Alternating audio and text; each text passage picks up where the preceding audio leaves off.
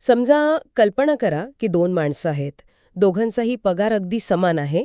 दोघी एकाच शहरात राहतात आणि दोघीही एकाच प्रकारची म्हणजे ते टिपिकल कॉर्पोरेट नोकरी करतात. हां, म्हणजे सुरुवातीला त्यांचं राहणीमान अगदी सारखंच असणार. अगदी सेम. विकेंडला बाहेर जाणं असेल किंवा त्या गाड्यांचे EMI भरणं असेल, सगळं काही सारखं.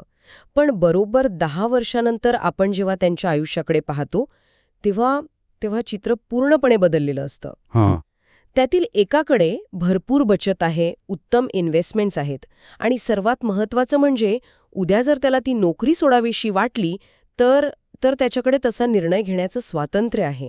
आयुष्यात अनेक पर्याय उपलब्ध आहेत. पण दुसऱ्याकडे मात्र दुसऱ्याची अवस्था वाईट असते. हो ना, त्याच्याकडे काहीच उरलेलं नसतं. तो कर्जात बुडालेला असतो. प्रत्येक महिन्याच्या शेवटच्या आठवड्यात तो पगार कधी जमा होईल याची आतुरतेने वाट पाहत असतो. आता प्रश्न असा पडतो की समान पैसा, समान नोकरी, तरी ही दोघांची जीवनशैली आणि त्यांची मनशांती एवढी पूर्णपणे वेगळी कशी झाली? का? बरोबर. साहजिकच आपल्याला वाटेल की यात उत्पन्न किंवा बुद्धिमत्ता किंवा नशीब यांचा काहीतरी वाटा असेल. म्हणजे एखादा जास्त हुशार असेल किंवा त्याने लॉटरी बिटरी जिंकली असेल. पण नाही, याचं उत्तर यापैकी कशातही दडलेलं नाहीये. अगदी बरोबर. आणि कसे इथूनच आजच्या आपल्या या विषयाची सुरुवात होते. आजच्या या सखोल चर्चेत आपण मॉर्गन हाउसेल यांच्या द सायकॉलॉजी ऑफ मनी हे अत्यंत गाजलेलं पुस्तक आहे, त्यातून हेच डिकोड करणार आहोत की पैशांचा खरा खेळ नेमका काय असतो. आपण नेहमी पैशांकडे गणिताच्या किंवा धोरणांच्या चष्म्यातून पाहतो बघा. आपल्याला वाटतं की पैशांचं गणित सोडवणं म्हणजे संपत्ती निर्माण करणं. जर तुम्हाला एक्सेल शीट उत्तम वापरता आली किंवा फॉर्म्युले पाठ असले की तुम्ही श्रीमंत झालात. हो, आपल्याला तसं शिकवलं जातं लहानपणापासून. पण खरा खेळ तिथे नसतोच मुळी. खरा खेळ असतो आपल्या मानसिकतेचा, म्हणजे माइंडसेटचा. पैशांचं गणित किंवा गुंतवणुकीची स्ट्रॅटेजी खरं तर खूप सोपी असते, पण आपला मेंदू आणि आपली वागणूक या सगळ्याला भयानक गुंतागुंतीचं बनवते. खरे. म्हणूनच आपण अनेकदा पाहतो की अत्यंत हुशार आणि उच्च शिक्षित लोक, म्हणजे काही निष्णात डॉक्टर असतील, वकील किंवा इंजिनियर्स, ते पैशांच्या बाबतीत अशा काही भयंकर चुका करतात की आपल्याला प्रश्न पडतो की एवढा हुशार माणूस असं कसं वागू शकतो. अरेच्चा, हो. आणि दुसरीकडे अत्यंत सामान्य माणसं, ज्यांच्याकडे कदाचित कोणती मोठी पदवी नसते, ती शांतपणे मोठी संपत्ती उभी करतात. हे सगळं कसं घडतं हेच आपण आज उलगडणार आहोत. ओके. मला हे खरोखरच नीट समजून घ्यायचंय. कारण आपण तर नेहमी हेच ऐकत आलोय की चांगलं शिक्षण घ्या, गणितात हुशार बना, म्हणजे तुम्ही श्रीमंत व्हाल. पण तुम्ही म्हणताय की बुद्धिमत्तेचा आणि संपत्तीचा थेट काहीही संबंध नाही. अगदी काहीच नाही. हे तर आपल्या नेहमीच्या समजुतीलाच मोठा धक्का देणारा आहे. तर मग आपण जरा याच्या मुळाशी जाऊया. मॉर्गन हाउसेल नेमके काय सांगत आहेत?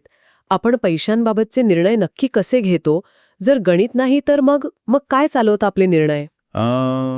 तिथेच तर पहिली आणि सर्वात मोठी गफलत होते आपली. हाउसेल अतिशय स्पष्टपणे सांगतायत की आपले सर्व आर्थिक निर्णय आपल्याला कितीही तार्किक किंवा विचारपूर्वक घेतलेले वाटत असले तरी ते प्रत्यक्षात तसे नसतात.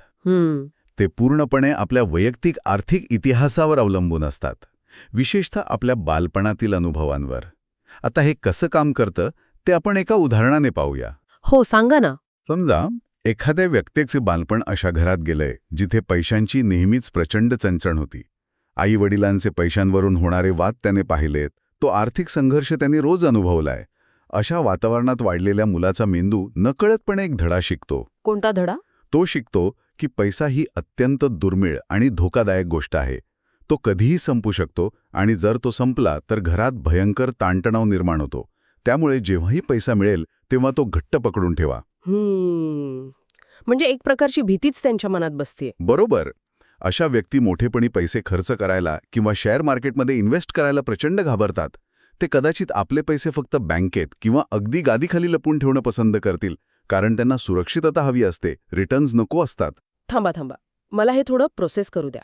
म्हणजेच तुम्ही असं म्हणताय की आज एखाद्या शेअरची किंमत योग्य आहे की नाही हे ठरवताना माझा आजचा जो 30 वर्षांचा परिपक्व मेंदू आहे तो निर्णय घेत नाहीये. नाही, अजिबात नाही. तर माझा तो 5 वर्षांचा भूतकाळ ज्याने पैशांची टंचाई पाहिलीये तो मेंदू निर्णय घेतोय. ही तर म्हणजे जुन्याच भीतीला नवीन कपडे घालून आजच्या निर्णयांवर लादल्यासारखी गोष्ट झाली. अगदी तसंच. आणि याच नाण्याची दुसरी बाजूही तितकीच रंजक आहे बघा. ती कशी? या उलट जे लोक सुखवस्तू कुटुंबात वाढलेले असतात, ज्यांनी कधी पैशांची कमतरता पाहिलेली नसते त्यांचा मेंदू वेगळ्याच पद्धतीने प्रोग्राम झालेला असतो. त्यांनी पाहिलेलं असतं की पैसा नेहमीच उपलब्ध असतो. त्यांना ती चणचण माहीतच नसते. त्यामुळे ते शिकतात की पैसा ही अत्यंत सामान्य आणि सहज मिळणारी गोष्ट आहे. जोखीम पत्करणं योग्य आहे आणि मोकळेपणाने गुंतवणूक करावी किंवा खर्च करावा. त्यांना शेअर मार्केट पडलं तरी फार भीती वाटत नाही, कारण त्यांच्या आतल्या बालपणीच्या मेंदूला सर्वस्व गमावण्याची भीतीच माहीत नसते. बापरे, हे तर खूपच. आणि आता इथे समजून घेण्यासारखी आणि महत्त्वाची गोष्ट ही आहे की यातील कोणताही मेंदू किंवा व्यक्ती तांत्रिकदृष्ट्या चुकीची नाहीये. त्यांनी फक्त जगातील दोन पूर्णपणे वेगळ्या वास्तवांचा अनुभव घेतलेला असतो. बरोबर आहे, त्यांचं त्यांच्या जागी. त्यांच्यापुरते त्यांचे निर्णय त्यांच्या जगातील अनुभवांशी अगदी सुसंगत असतात. पण अडचण तेव्हा येते जेव्हा तेच लहानपणीचे अनुभव आजच्या पूर्णपणे वेगळ्या आर्थिक परिस्थितीवर नियंत्रण ठेवू लागतात. हे खरंच क्रेझी आहे. म्हणजे आपण सगळेच स्वतःच्या नकळत एका स्क्रिप्टनुसार जगत आहोत. पण मग प्रश्न असा पडतो की जर एखाद्याचं प्रोग्रॅमिंग अशा प्रकारे आधी झालेलं असेल आणि तो स्वतःच्या नकळत जुन्याच भीतीच्या किंवा फाजील आत्मविश्वासाच्या सावटाखाली जगत असेल तर आपण या चक्रातून बाहेर कसं पडू शकतो? हे थांबवायचं कसं?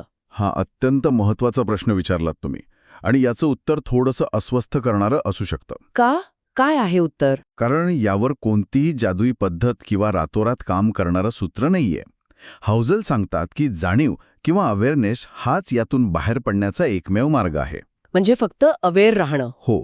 जेव्हा आपल्याला खऱ्या अर्थाने हे समजतं की आपली आजची आर्थिक प्रवृत्ती, मग ती अतिकंजूषपणाची असो वा क्रेडिट कार्डावर अति उधळपट्टी करण्याची असो, ती केवळ आपल्या बालपणातील सवयीचा आणि परिस्थितीचा परिणाम आहे, तेव्हा आपण एक पाऊल मागे घेऊ शकतो. आपण स्वतःच्याच निर्णयांवर आणि भावनांवर प्रश्नचिन्ह निर्माण करू शकतो. आपण स्वतःला विचारू शकतो की मी आज हा निर्णय खरोखरच तर्कशुद्ध पद्धतीने आणि आकडेमोड करून घेत आहे की माझी जुनी भीती किंवा माझा जुना अति आत्मविश्वास मला हा निर्णय घ्यायला लावत आहे. म्हणजेच स्वतःलाच आरसा दाखवणं. अगदी बरोबर. ही जाणीवच बदलाची पहिली पायरी आहे. जोपर्यंत तुम्ही हे मान्य करत नाही की तुमचे विचार पूर्वग्रह दूषित आहेत, तोपर्यंत तुम्ही ते बदलू शकत नाही. हे खरंच डोळे उघडणारं आहे. म्हणजे संपत्ती निर्माण करण्याची पहिली पायरी एखाद्या फायनान्शियल ॲपवर किंवा एक्सेल शीटवर नाही, तर स्वतःच्या मनात सुरू होते. हो ना. पण समजा एखाद्याने आपला हा भूतकाळ समजून घेतला, स्वतःच्या भीतीवर मात केली, जोखीम घेतली आणि पैसे कमायला सुरुवात केली, तरीही आपण पाहतो की अनेक लोक पुढे जाऊन कोसळताना दिसतात.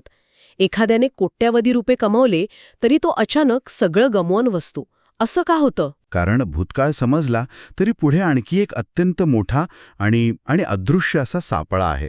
आणि इथेच आपण मॉर्गन हाउसेल यांच्या पुस्तकातील एका अत्यंत महत्त्वाच्या विरोधाभासाकडे वळतो. कोणता विरोधाभास? पैसे मिळवणं आणि पैसे टिकवणं या दोन्ही पूर्णपणे विरुद्ध कला आहेत.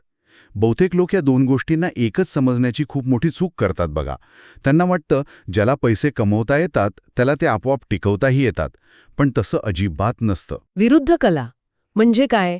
म्हणजेच पैसे कमवायला जी आक्रमकता लागते तीच आक्रमकता पैसे टिकवताना घातक ठरते का? पण हे प्रत्यक्षात कसं शक्य आहे? दोन्ही गोष्टी पैशांशीच संबंधित आहेत ना? हो, पैशांशीच संबंधित आहेत, पण त्यामागील मानसिकता पूर्णपणे वेगळी असते. हे नीट समजून घेऊया आपण. पैसे मिळवण्यासाठी तुमच्याकडे प्रचंड आशावाद असावा लागतो. म्हणजे ऑप्टिमिझम. हो, जोखीम घेण्याची वृत्ती, धाडस आणि स्वतःवरचा अढळ विश्वास लागतो. तुम्हाला जगाला ओरडून सांगावं लागतं की तुम्ही काहीतरी नवीन करू शकता, तुम्ही पारंपरिक विचार मोडू शकता. बरोबर. पण पैसे टिकवण्यासाठी याच्या अगदी उलट गुणांची गरज असते. तिथे तुमचा तो आशावाद चालत नाही. तिथे लागते नम्रता, तिथे लागते सावधगिरी आणि मिळवलेलं कधीही गमावलं जाऊ शकतं याची एक शांत संयत भीती. इतिहास अशा लोकांच्या उदाहरणांनी भरलेला आहे, ज्यांना पैसे कसे कमवायचे हे उत्तमरित्या माहीत होतं, पण ते कसे टिकवायचे हे माहीत नव्हतं. मला वाटतं यावर एखादी गोष्ट असली पाहिजे. असा एखादा माणूस ज्याने प्रचंड संपत्ती मिळवली पण ती टिकू शकला नाही. नक्कीच आहे. जेसी लिव्हरमोर यांचं उदाहरण या संदर्भात सर्वात अचूक आणि प्रसिद्ध आहे. जेसी लिव्हरमोर. हो. 1959च्या अमेरिकन महामंदीच्या काळात ते जगातील सर्वात महान स्टॉक ट्रेडर मानले जायचे. जेव्हा संपूर्ण अमेरिकन शेअर बाजार कोसळत होता, अर्थव्यवस्था रसातळाला जात होती, तेव्हा बहुतांश लोक देशोधडीला लागले होते. तो तर खूप भयानक काळ होता, ऐकून आहे मी. हो, पण लिव्हरमोरने अत्यंत हुशारीने मार्केट पडणार याचा आधीच अंदाज घेतला होता. त्याने पूर्णपणे प्रवाहाच्या विरुद्ध जाऊन मार्केट कोसळण्यावर पैज लावली होती. आणि तुम्हाला सांगतो, त्या एकाच दिवसात जेव्हा जग रडत होतं तेव्हा त्यांनी तब्बल $3 अब्ज कमावले. आजच्या मूल्याप्रमाणे सांगतोय मी. बापरे, एका दिवसात $3 अब्ज. हे तर डोक्याच्या पलीकडचं आहे. एवढे पैसे मिळाल्यावर तो माणूस तर निवांत झाला असेल. त्याने सगळं विकून एखाद्या शांत बेटावर निवृत्ती घेतली पाहिजे होती. तिथेच तर खरी गोम आहे बघा. तिथेच तो थांबला नाही. कसं आहे, जेव्हा तुम्ही एवढे मोठे यशस्वी होता तेव्हा तुम्हाला वाटू लागतं की तुम्ही कधीच चुकू शकत नाही. हां, इगो वाढतो. हो, तुम्ही स्वतःला मार्केटपेक्षा मोठे समजू लागता. लिव्हरमोरचा आशावाद आणि धाडस चालूच राहिलं. ज्या धाडसाने आणि अत्यंत धोकादायक जोखीम घेण्याच्या वृत्तीने त्याला ती अपाट संपत्ती मिळवून दिली होती, तीच वृत्ती तो ती संपत्ती टिकवण्यासाठी आणि वाढवण्यासाठी वापरू लागला. अरे रे. त्याने नम्रता आणि सावधगिरी बाळगली नाही. त्याला वाटले की तो पुन्हा पुन्हा तोच चमत्कार करू शकतो. परिणाम काय झाला? अवघ्या 4 वर्षांनंतर चुकीच्या गुंतवणुकी आणि अति आत्मविश्वासामुळे तो पूर्णपणे दिवाळखोर झाला. 4 वर्षात $3 अब्ज संपवले. हो, त्याने सर्व काही गमावलं. पैसे मिळवण्याची कला त्याला अवगत होती, पण पैसे टिकवण्यासाठी जो ब्रेक दाबावा लागतो ती कला तो कधीच शिकू शकला नाही. हे उदाहरण ऐकून मला लगेच ते ड्रायव्हिंगचं उदाहरण आठवते जे आपण आधी डिस्कस करत होतो ना. अगदी तेच. हे अगदी गाडी चालवण्यासारखंच आहे. पैसे मिळवणं हे गाडीच्या ॲक्सेलरेटरसारखं आहे आणि पैसे टिकवणं हे ब्रेकसारखं आहे. बरोबर. जर कोणी फक्त ॲक्सेलरेटर दाबूनच ठेवला, त्याला वाटलं की गाडी फक्त पळवायचीच असते आणि रस्ते नेहमी सरळच असणार आहेत, तर पुढच्याच वळणावर तो गाडी दरीत घालणार हे नक्की. अगदी 100%. म्हणजेच ब्रेक दाबायला शिकणं हे काही भित्रेपणाचं लक्षण नाही, तर ते गाडी रस्त्यावर ठेवण्यासाठी आणि जिवंत राहण्यासाठी आवश्यक आहे. म्हणजेच तुम्ही म्हणताय की केवळ भरपूर संपत्ती मिळवण्यापेक्षा ती टिकवून या आर्थिक खेळात टिकून राहणं म्हणजेच सर्व्हायव्हल हे खऱ्या अर्थाने मोठं यश आहे. अगदी तंतोतंत. सर्व्हायव्हल किंवा टिकून राहणं हेच गुंतवणुकीच्या जगातील सर्वात मोठं कौशल्य आहे. मिळवणं सोपं असू शकतं, पण ते टिकवून ठेवणं आणि काळाच्या कसोटीवर उभं राहणं हेच खरं यश आहे. तुम्हाला प्रत्येक पिचवर 6 मारायची गरज नसते. तुम्हाला फक्त पिचवर टिकून राहायचं असतं. पण मग लिव्हरमोरसारखा एवढा हुशार माणूस थांबला का नाही? त्याला हे साधं लॉजिक का कळलं नाही की आता बास झालं, आता आपल्याला आणखी पैशांची गरज नाही? कारण तिथे आधुनिक आयुष्यातील एक अत्यंत अदृश्य आणि तितकाच घातक सापळा कारणीभूत असतो. त्याला आपण मूव्हिंग गोलपोस्ट म्हणू शकतो. मूव्हिंग गोलपोस्ट म्हणजे ते ध्येय पुढे ढकलत राहणं. हो, सोप्या भाषेत सांगायचं तर सतत पुढे ढकलली जाणारी ध्येयाची रेषा. लोक स्वतःसाठी एका विशिष्ट आकड्याचं ध्येय ठेवतात, पण जेव्हा ती तिथे पोचतात तेव्हा समाधान मानण्याऐवजी ते ती रेषा आणखी पुढे ढकलतात. ते जास्त कमवतात आणि त्यांच्या अपेक्षाही त्याच वेगाने आणखी वाढतात. आपण स्वतःची तुलना इतरांशी करू लागतो. शेजाऱ्याकडे मोठी गाडी आली की आपली गाडी आपल्याला छोटी वाटू लागते. अगदी खरंय. या एका सतत बदलणाऱ्या आकड्यामागे धावण्यासाठी लोक आपली नाती, आपलं आरोग्य, शांत झोप आणि आयुष्यातील खरा आनंद पणाला लावतात. ते अशा शर्यतीत पळत असतात जिचा कोणताही शेवट नसतो. आणि म्हणूनच लिव्हरमोरसारखे लोक कधीच थांबू शकत नाहीत. हे तर आपण रोजच आपल्या आजूबाजूला पाहतो. म्हणजे कॉर्पोरेट जगात तर हेच चालतं. पण मग या शर्यतीतून बाहेर पाडायचं कसं? कारण कोणीही स्वतःहून येऊन तुम्हाला सांगणार नाही की मित्रा, तुझी शर्यत आता संपली आहे, आता आराम कर. हे स्वतःच ठरवावं लागेल ना. बरोबर. आणि याच संदर्भात एक अत्यंत सुंदर आणि सूचक गोष्ट पुस्तकात दिली आहे बघा. कर्ट वॉनेगट आणि जोझेफ हेलर या 2 प्रसिद्ध अमेरिकन लेखकांची ही गोष्ट आहे. ते दोघे एका अतिश्रीमंत अब्जाधीशाच्या पार्टीला गेले होते. पार्टी अत्यंत भव्य आणि झगमगाटी होती. जिकडे पाहावं तेवढे पैशांचं प्रदर्शन होतं. तिथे वॉनेगट हेलरला उद्देशून थोड्या मत्सराने म्हणतो, जोझेफ, या पार्टीच्या यजमानाने काल एकाच दिवसात जेवढे पैसे कमावले आहेत ना, तेवढे तू तुझ्या कॅच 22 या अत्यंत प्रसिद्ध पुस्तकाच्या रॉयल्टीमधून आयुष्यभरातही कमावले नसतील. बापरे, हे ऐकून तर कोणालाही वाईट वाटेल किंवा स्वतःच्या यशाची शंका येईल. आपण आयुष्यात काहीच कमावलं नाही अशी भावना निर्माण होईल. हेलरने काय उत्तर दिलं मग? हेलर अजिबात विचलित झाला नाही. तो शांतपणे हसला आणि म्हणाला, हो, तुझं म्हणणं अगदी बरोबर आहे. तो माझ्यापेक्षा खूप श्रीमंत आहे, पण तरीही माझ्याकडे असं काहीतरी आहे जे त्याच्याकडे कधीच नसेल. असं काय? वॉनेगटनेही आश्चर्याने तेच विचारलं. असं काय आहे तुझ्याकडे जे या अब्जाधीशाकडे नाही? त्यावर हेलरने फक्त एकच शब्द उच्चारला, पुरेसे. इंग्रजीत इनफ. वा. पुरेसे हा शब्द ऐकायला खूप साधा आणि तत्वज्ञानासारखा वाटतो. पण मला इथे थोडा प्रॅक्टिकल प्रतिवाद करावासा वाटतो. नक्कीच, विचारा. बघा, आपला समाज तर नेहमी आपल्याला सांगतो की आणखी मिळवा, मोठी स्वप्न पहा, हसलिंग करा. जर आपण पुरेसे म्हटलं तर आपली महत्वाकांक्षा मरणार नाही का? आपण आळशी होणार नाही का? आणि सर्वात महत्वाचा व्यावहारिक प्रश्न, हे पुरेसे म्हणजे नेमका कोणता आकडा आहे? कारण उद्या जर महागाई वाढली तर आजचे पुरेसे उद्या कमी पडणार नाहीत का? मग कसं थांबायचं? हा अत्यंत रास्त प्रश्न आहे आणि हाच तर तो गैरसमज आहे जो आपल्याला दूर करायचा आहे. पुरेसे म्हणणं म्हणजे तुमची महत्वाकांक्षा सोडणं, आळशी बनणं किंवा महागाईकडे दुर्लक्ष करणं अजिबात नाही.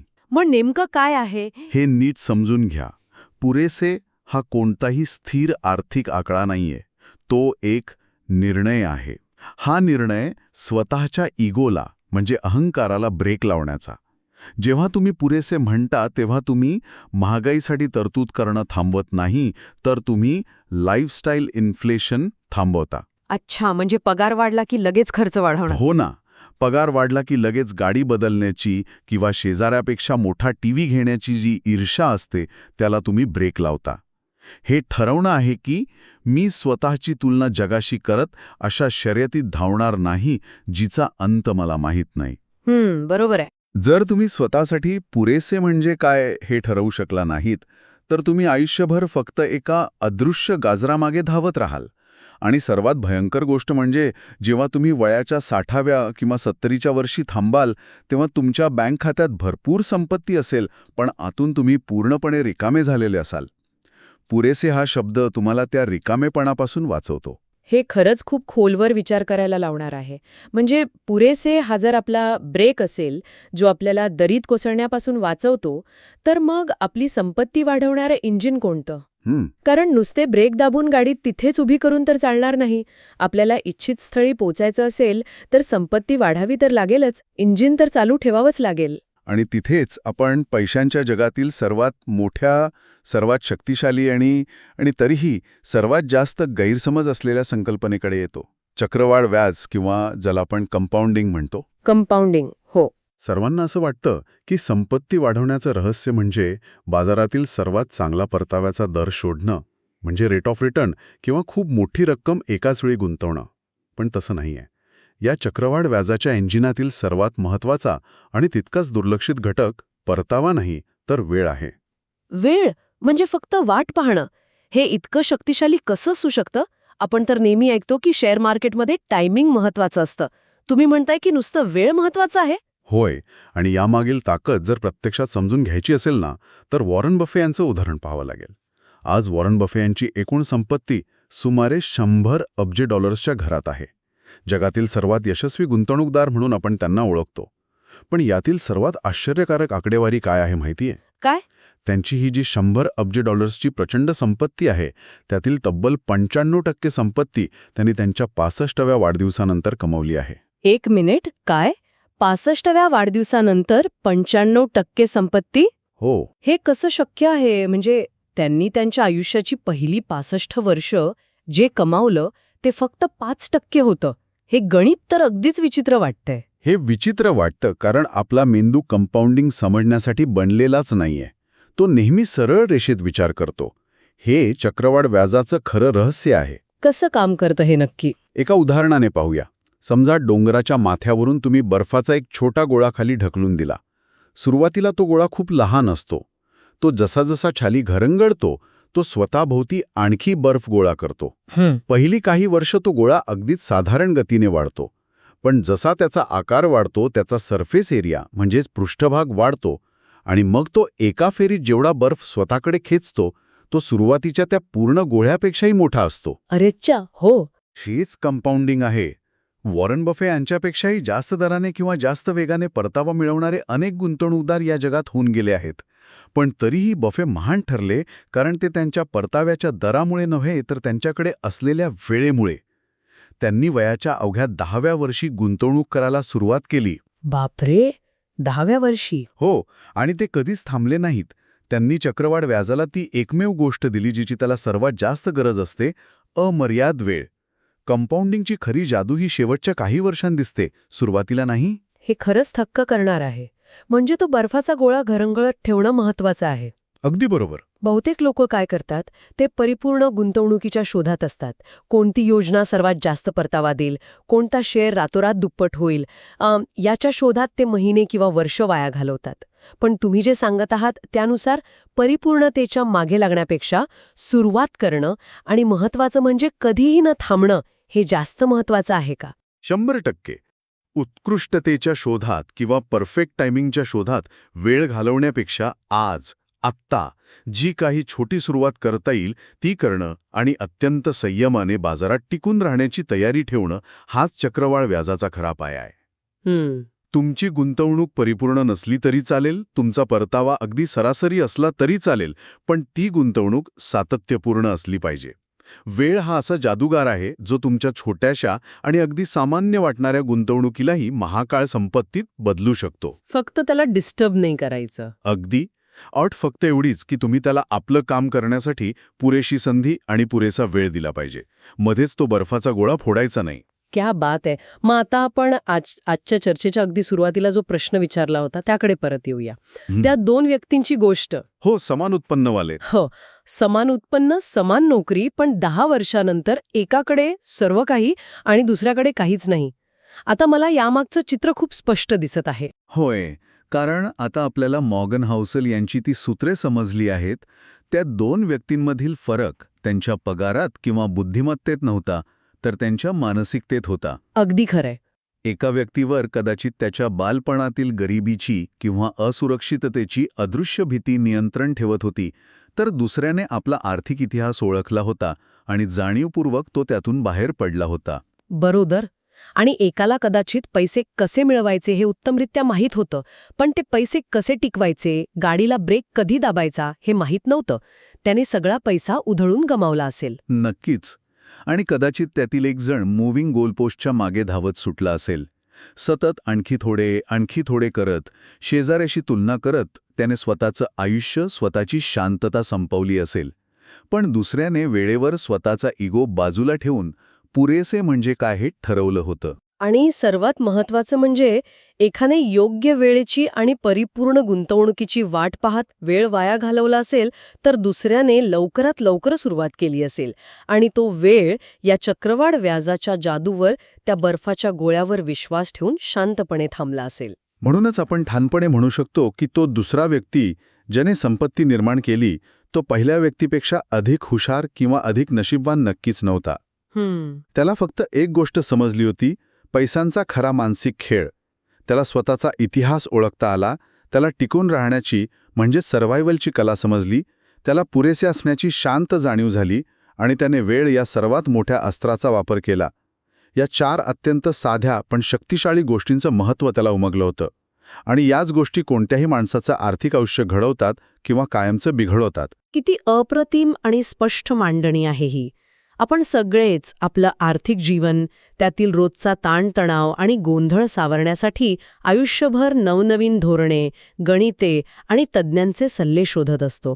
आपल्याला वाटतं की बाहेरील जगातील एखादं जादुई सूत्र आपल्याला एका रात्रीत श्रीमंत करेल. पण आजच्या या अत्यंत सखोल आणि डोळे उघडणाऱ्या चर्चेनंतर ऐकणाऱ्या प्रत्येकाने हा एक विचार करायला हवा. नक्कीच. इतिहास, टिकून राहण्याची कला, पुरेसे असण्याची जाणीव की वेळ, या 4 शब्दांपैकी कोणता एक शब्द सध्या आपल्या स्वतःच्या आर्थिक आयुष्याला सर्वात अचूकपणे लागू पडतो? आपण अजूनही बालपणीच्या जुन्या भीतीखाली निर्णय घेत आहोत का? आपण फक्त आक्रमकपणे ॲक्सेलरेटर दाबत आहोत आणि ब्रेक विसरलो आहोत का? आपलं गोलपोस्ट सतत बदलत आहे का? की आपण वेळेची ती अफाट ताकद ओळखली आहे?